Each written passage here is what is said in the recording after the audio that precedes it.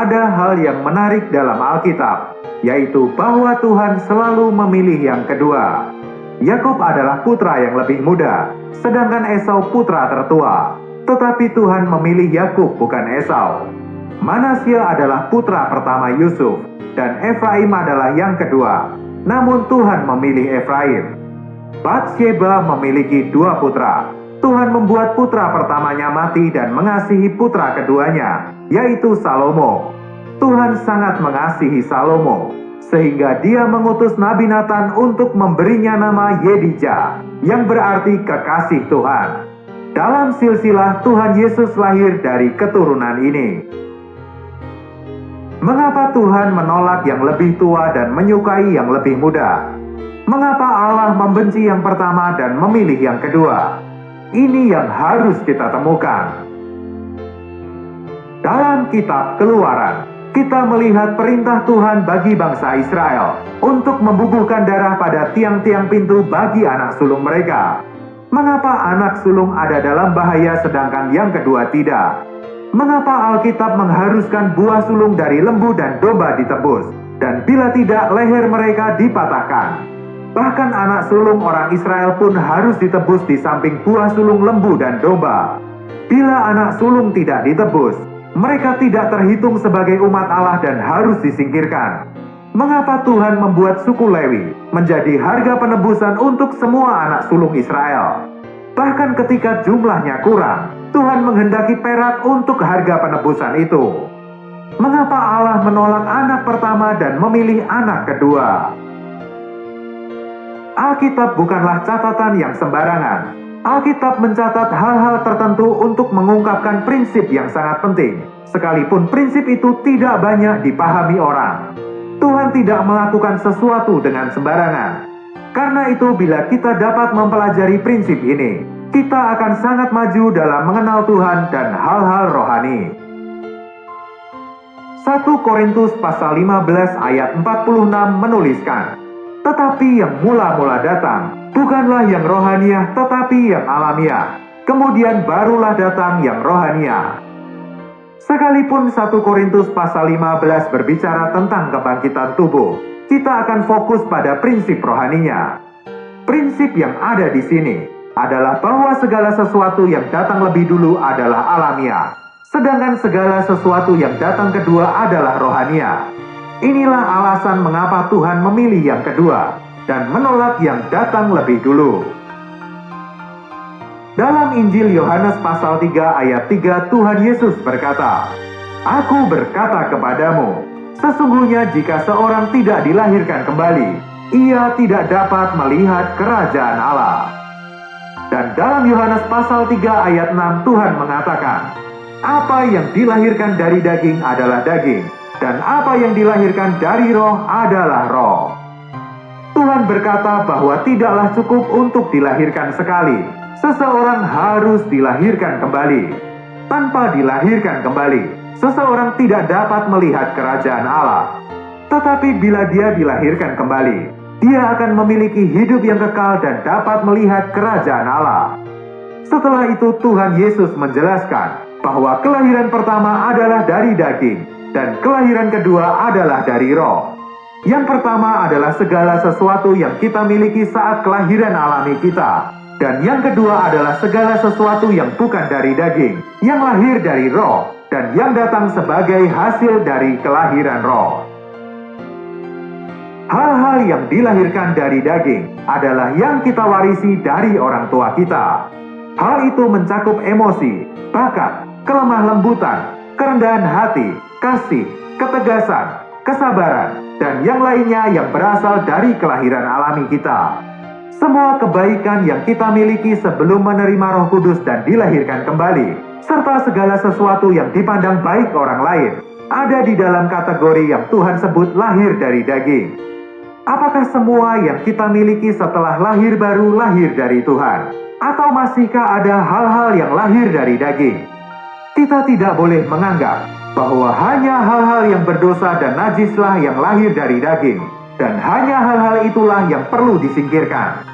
Kita tidak boleh menganggap kelemah lembutan, kesabaran, kecerdasan, dan bakat kita sebagai hal yang dapat dipertahankan dan tidak perlu melalui proses kelahiran kembali.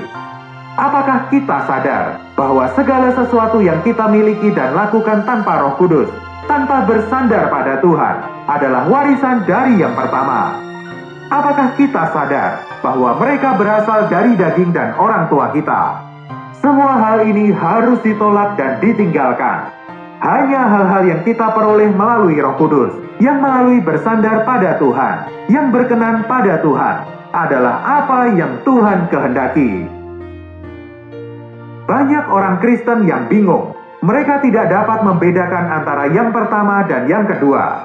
Banyak orang Kristen berpikir bahwa bila mereka rajin, sabar, berbicara dengan manis, dan rajin memberitakan Injil, maka hayat, kehidupan, alamiah, dan pekerjaan mereka sudah cukup. Tuhan tidak peduli dengan pekerjaan baik kita. Tuhan hanya peduli dari mana pekerjaan baik itu berasal, dari mana sumbernya. Bukan berarti Tuhan membenci kelemah lembutan, tetapi masalahnya dari mana kelemah lembutan itu berasal. Apakah itu berasal dari diri kita, ataukah dari Roh Kudus?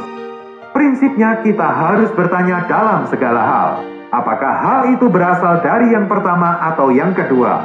Tuhan selalu menolak yang pertama dan menerima yang kedua. Karena itu kita perlu melihat, apakah yang kita miliki berasal dari yang pertama atau yang kedua. Tuhan hanya memandang sesuatu itu baik bila sesuatu itu berasal dari dirinya.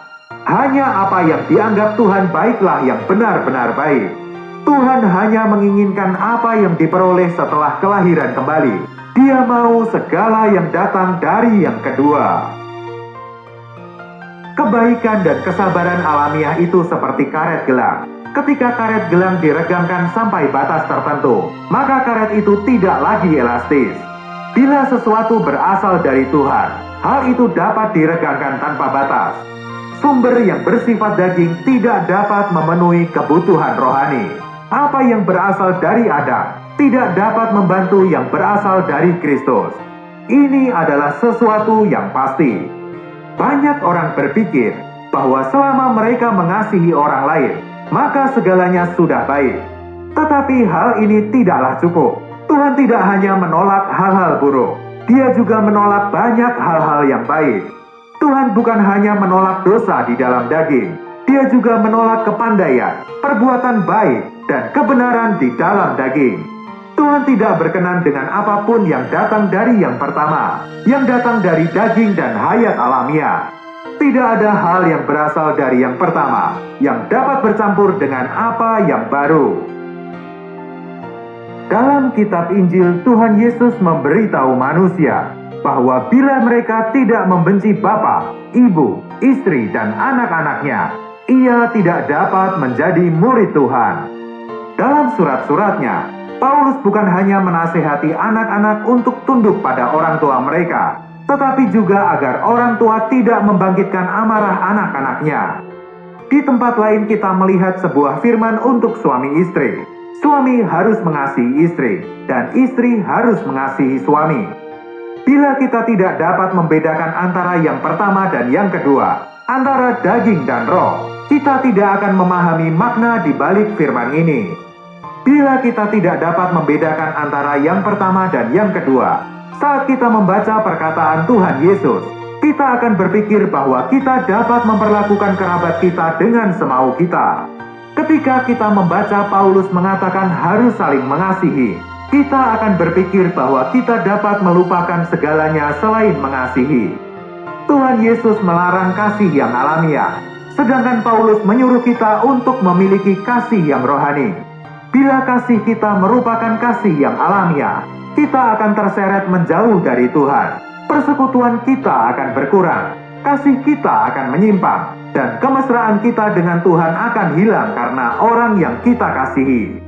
Bila kita bersedia menyerahkan orang tua, pasangan, dan anak-anak kita ke tangan Tuhan, dan bila kita bersedia membenci mereka saat Tuhan menginginkannya, kita akan segera menyadari perintah Tuhan yang kedua, yaitu mengasihi orang tua, pasangan, dan anak-anak kita. Kemudian kita akan dihantarkan untuk keluar dari yang pertama dan masuk ke yang kedua. Banyak orang yang hanya menerima separuh, entah itu mengasihi atau membenci. Kedua hal itu tidaklah benar. Sangat mudah untuk memahami istilah daging dan roh secara harafiah, tetapi sulit untuk membedakan keduanya dalam hidup kita. Ada sebuah prinsip yang dapat membantu mengidentifikasi, yaitu segala sesuatu yang rohani telah melewati kematian. Mereka yang memiliki pengalaman atas hal ini akan mengatakan amin. Dengan kata lain, segala sesuatu yang rohani ada di dalam kebangkitan. Apapun yang kita peroleh tanpa memerlukan kekuatan Tuhan adalah yang pertama. Sedangkan segala sesuatu yang Tuhan berikan setelah kelahiran kembali, dan yang ditambahkan Tuhan melalui Roh Kudus setelah kelahiran kembali, adalah berasal dari yang kedua. Apapun kebajikan alamiah kita, harus secara spesifik ditolak dan disingkirkan. Kita tidak seharusnya memperhidupkan dan membanggakan mereka. Sebaliknya, kita harus bersandar sepenuhnya kepada Roh Kudus, mencari Dia untuk mendapatkan pimpinan dan kekuatan. Segala hal yang datang dari Tuhan memerlukan penyangkalan diri secara spesifik pada hikmat, kekuatan, dan kemampuan alamiah kita. Hanya setelah penyangkalan ini kita menerima apa yang dibangkitkan, yang rohani, dan yang berasal dari yang kedua. Kita hanya memiliki sedikit dari yang kedua ini, yang berasal dari Tuhan. Kita terlalu jarang hidup seturut yang kedua. Selama ini kita hanya menyingkirkan hal-hal jahat dari yang pertama, dan meminjam hal-hal yang baik darinya.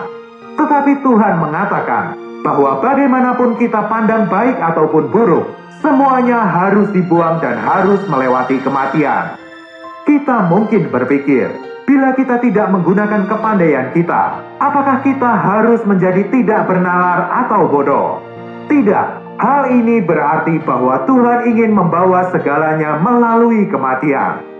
Misalnya kita mungkin adalah orang yang sangat pandai, dan dengan kepandaian ini dapat menemukan banyak hal baru di dalam Alkitab.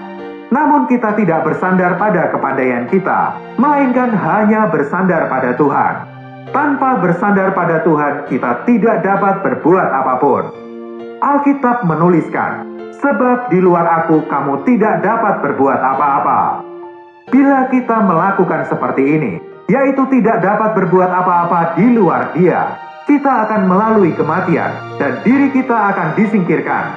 Kita akan melihat Tuhan menggunakan hikmat kita yang diperbarui, dan Tuhan memakai segala hal yang telah melalui kematian dan salib. Ini memang hidup yang menderita dan menyakitkan.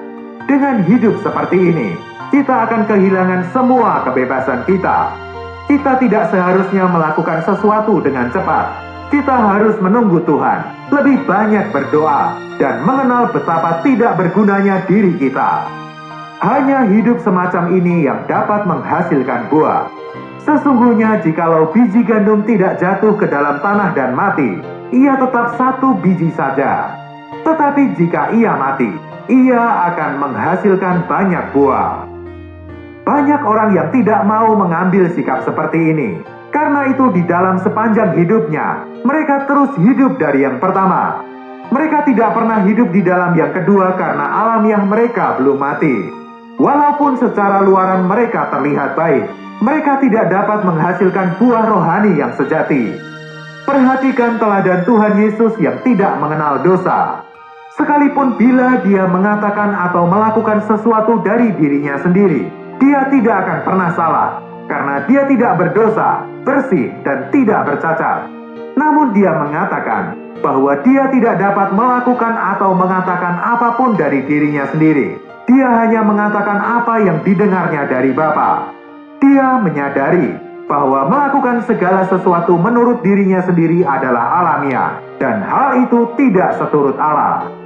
Bahkan orang seperti Tuhan Yesus tidak mengikuti dirinya sendiri. Betapa kita juga harus melakukan hal yang sama.